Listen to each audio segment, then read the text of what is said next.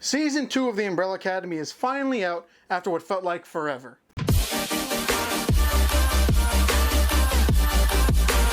There will be a spoiler warning later in the video. Now, I absolutely loved Season 1. It was creative, ambitious, and unique in the best ways possible. It stood out amongst most comic book shows, deflecting the stern seriousness with strange silliness. It gave itself a lot of elbow room for how far it could take interesting and creative risks along the way. Something most shows, let alone comic book shows, are terrified to do. Just to summarize without going into too much detail, a bunch of superpower babies were born in the same year, same month, same week, same day, same minute. You get it. A bunch of other stuff goes down. The world's about to end, and number 5 decides in a last-ditch effort he's going to time travel back to before the apocalypse even started. And now we're here, Season 2, with the group spread out over a span of 3 years, 1960 to 1963, because 5 doesn't really have time travel down. To start this all off, I have to talk about the consistently solid performances from everyone in the cast. Tom Hopper as Luther, Emmy Raver Lampman as Allison, David Castaneda as Diego, Robert Sheehan as Klaus, Aidan Gallagher as 5, Justin Min as Ben, and Ellen Page as Vanya. Now, I love these characters so much because they each have redeeming qualities that as a viewer I relate to,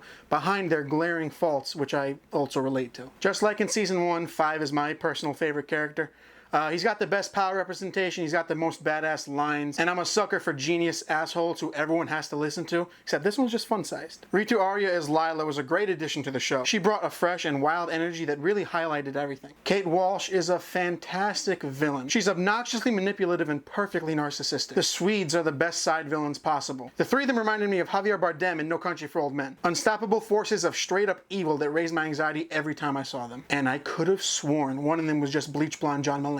I would have loved more Cameron Britton as my doppelganger Hazel, but just because he was one of my favorites in Season 1. Moving on to the aesthetics. The soundtrack, just like the first seasons, is the standout aspect of the entire show. You got these quirky, unique covers of already popular songs, like a Swedish version of Adele's Hello and a punk rock version of Billie Eilish's Bad Guy. And then thanks to the time period of the show, they get to dip into the classic doo-wop psychedelic rock of the 60s and 70s. Cinematographer Craig Robleski heightens the unique feel of the show with these awesome camera techniques and shots that are burned into my memory from how badass they were. Seriously, if only other shows knew how much it paid off to be this experimental. I want to talk about how interesting the structure of this season was. The first 5 minutes show everybody being scattered over a 3-year period, 1960 to 1963. Luther's the muscle for Jack Ruby, the guy who killed Lee Harvey Oswald, who killed JFK. Allison's married and fighting at the forefront of the civil rights movement. Diego's in a mental institution because he tried to stop the assassination of JFK, which hasn't happened yet. Klaus started a cult and Ben is stuck with him. And Vanya is the nanny for this family in the country after she got hit by their car,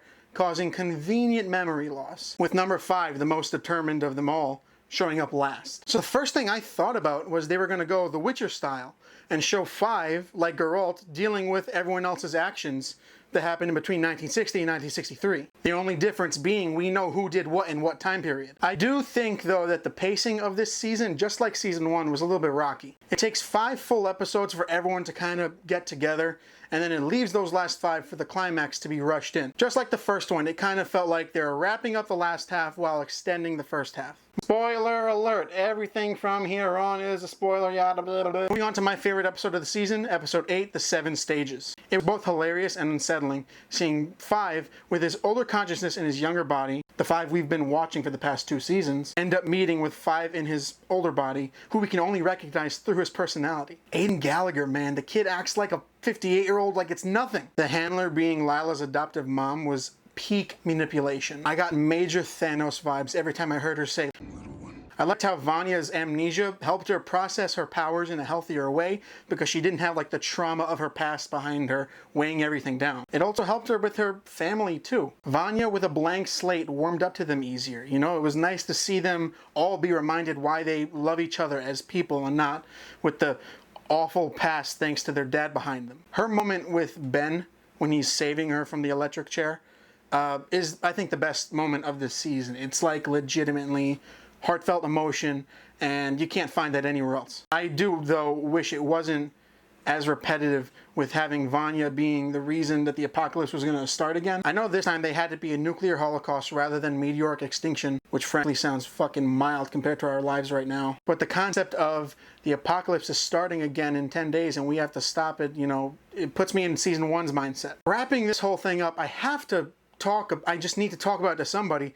Their dad is a reptilian alien fucking thing wearing human skin. What the fuck was that? And having them come back to present day and meeting the Sparrow Academy with their dad still alive and a version of Ben that's still alive? Fucking insane. And that is possibly my favorite thing about this show as a whole. Its ability to withhold information from both the characters and the viewer, which is why I am so stoked for Season 3, dude. That's my review for Season 2 of The Umbrella Academy. Be sure to subscribe, like this video, and comment below what you thought about it. I like talking with you guys. Follow me on Instagram at Comedian of Cinema if you found this through YouTube, which I doubt it. And I'll see you next time.